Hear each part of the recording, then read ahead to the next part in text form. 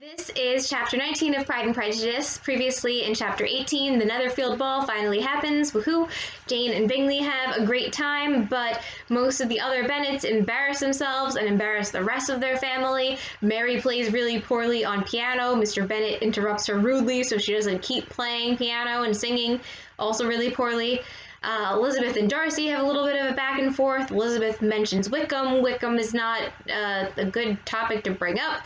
Darcy gets all haughty and then all stone-faced. Mrs. Bennet talks loudly at dinner about how she can't wait for Jane and Bingley to get married, just assuming that it's a given, and also mentions how rich Mr. Bingley is and how that's so great because then all of her other daughters can be thrown in the way of rich men, which is a little bit much, especially when this engagement isn't guaranteed to happen, and that is chapter 18. Chapter 19. The next day opened a new scene at Longbourn. Mr. Collins made his declaration in form. Having resolved to do it without loss of time, as his leave of absence extended only to the following Saturday, and having no feelings of diffidence to make it distressing to himself, even at the moment, he set about it in a very orderly manner, with all the observances which he supposed a regular part of the business. On finding Mrs. Bennet, Elizabeth, and one of the younger girls together soon after breakfast, he addressed the mother in these words. May I hope, madame, for your interest with your fair daughter Elizabeth, when I solicit for the honor of a private audience with her in the course of this morning. Before Elizabeth had time for anything but a blush of surprise, Mrs. Bennet instantly answered, "Oh dear, yes, certainly. I am sure Lizzie will be very happy. I am sure she can have no objection. Come, Kitty, I want you upstairs." And gathering her work together, she was hastening away when Elizabeth called out, "Dear madam, do not go. I beg you will not go. Mr. Collins must excuse me. He can have nothing to say to me that anybody need not hear. I am going away myself."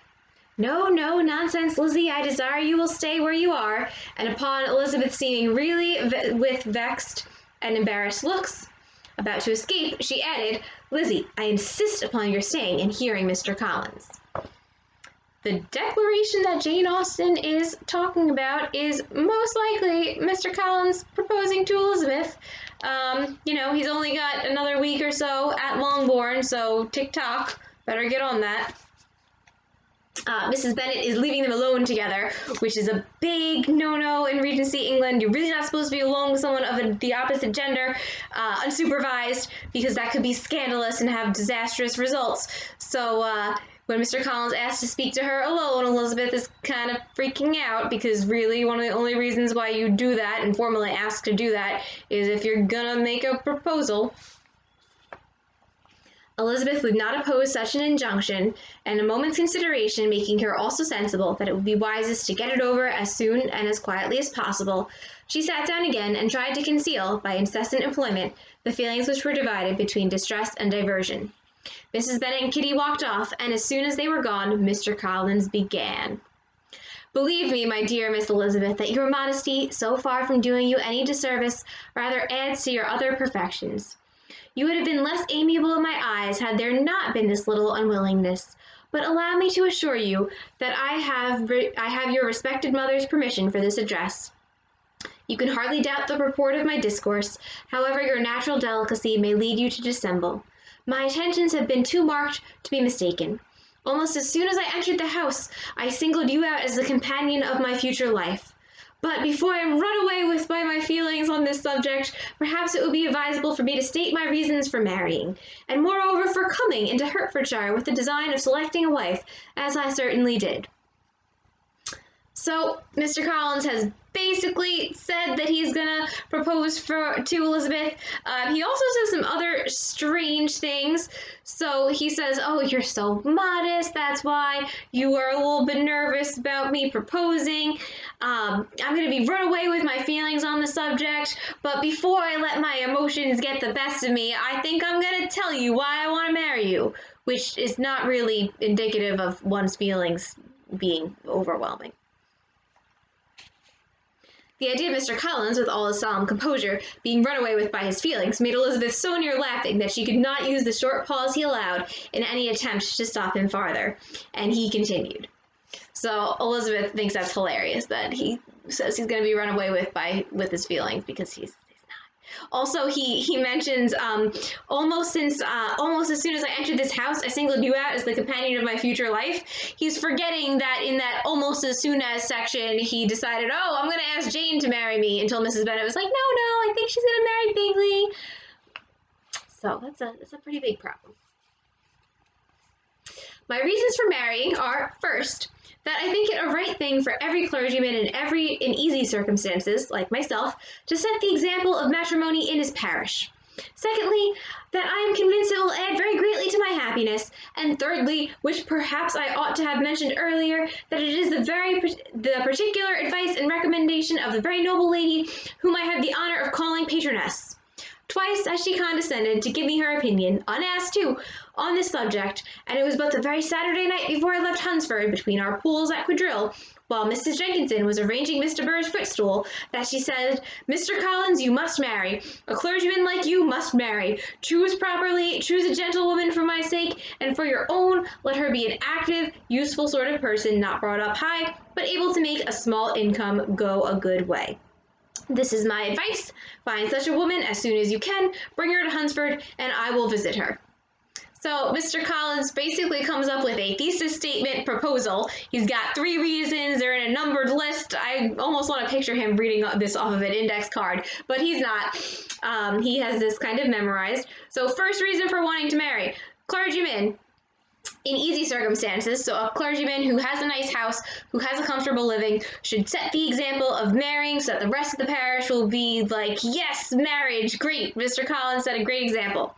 Second reason for marrying, it will add very greatly to my happiness. It will make me happy. And then the third reason, which perhaps you should have mentioned before because it seems to be the most important reason to Mr. Collins, the third reason he wants to marry is because Lady Catherine de Bourgh told him to. And as we know, Mr. Collins is a big fan of Lady Catherine de Bourgh and does just about anything she says to do. So she very directly tells him, listen, get yourself a wife, and he says, okay, sounds like a plan. Oh, she also mentions, by the way, your wife should be able to make a small income go a good way, so your wife had better be able to sparse out her purchases and make sure that a little bit of money lasts a long time. That's very charming. Allow me, by the way, to observe, my fair cousin, that I do not reckon the notice and kindness of Lady Catherine de Bourgh as among the least of the advantages in my power to offer. So now he's saying, oh, one reason why you should marry me is because Lady Catherine de Bourgh is my patroness. We know. You will find her manners beyond anything I can describe, and your wit and vivacity, I think, must be acceptable to her, especially when tempered with the silence and respect which her rank will inevitably excite. Thus much for my general intention in favor of matrimony. It remains to be told why my views were directed to Longbourn instead of my own neighborhood, where I assure you there are many amiable young women. So that's my reasons for wanting to marry in general. Now, Elizabeth, I'm going to tell you specifically why I want to marry you or one of your sisters at Longbourn.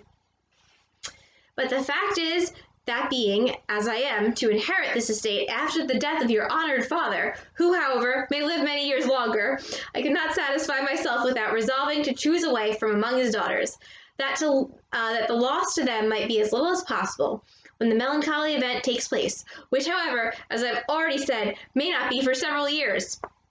This has been my motive, my fair cousin, and I flatter myself it will not sink me in your esteem. And now nothing remains for me but to assure you in the most animated language of the violence of my affection. To fortune I am perfectly indifferent, and shall make no demand of that nature on your father, since I am well aware that it could not be complied with, and that £1,000 in the 4 per cents, which will not be yours till after your mother's decease, is all that you may ever be entitled to. On that head, therefore, I shall be uniformly silent, and you may assure yourself that no ungenerous reproach shall ever pass my lips when we are married. Whoa, okay. So, he tells her that I wanted to marry someone at Longbourn because I'm going to inherit this estate, and when your father dies, which won't happen for many years, which I want to repeat, probably won't happen for a few more years, when he dies, I'm going to inherit this, and it'll make it a little bit less sad if one of you or your sisters will live here with me. Okay. And then he says, now I'm going to convince you in the most animated language of the violence of my affection. So now he's going to tell her how much he loves her. And the first point in his telling her how much he loves her is that it doesn't matter that she's going to be kind of poor when they get married, and that the £1,000, which won't be yours until your mother dies, I'm not worried that £1,000 split up 4 ways is not going to be that much money. So he's just really not doing too well. He mentions now that she's not going to be that wealthy, which is A, insulting, and B, why are you talking about money so much in your marriage proposal, and C, why are you talking about it when you're supposed to be talking about how much you love her. It was absolutely necessary to interrupt him now. My students, I would advise you at this point to pause your video and look at my instructions further. So I'm going to break this into 2 parts.